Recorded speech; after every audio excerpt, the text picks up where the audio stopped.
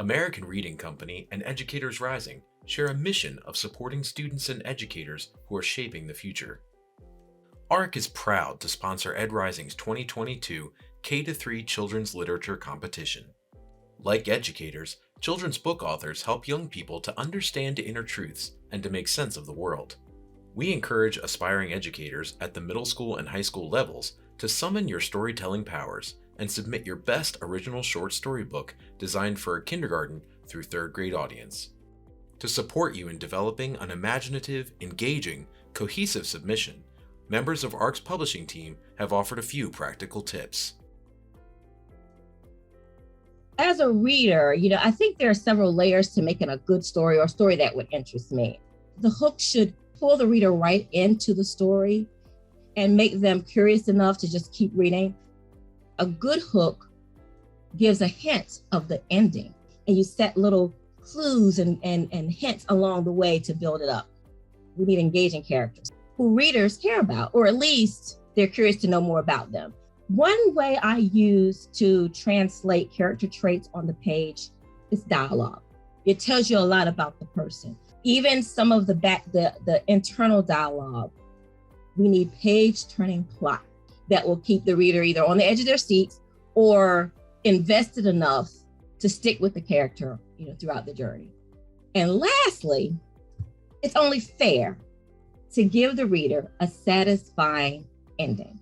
What I think helps with the ending is when it aligns with what the reader thinks will logically happen, according to the storyline. Anytime you're writing, the best thing you can do is stop worrying about who's going to read it. Feel free to write what you want to write. When I revise, I read it over and over and over again. You can fix your spelling and your grammar all you want, but if you're going to have to go back and fix that great big arc of the story, then you're going to lose all those fixes you made. And you have to have another editor look at it too. And you don't have to take everybody's comments. You can make your own decisions because it's your work, but you have to try to listen a little bit. I understand the need to bring into the world a concept. My way of communicating is images.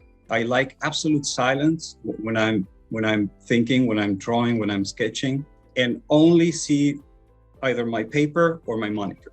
What tools do I use? I use a lot of paper, a lot of pencils, and then Photoshop.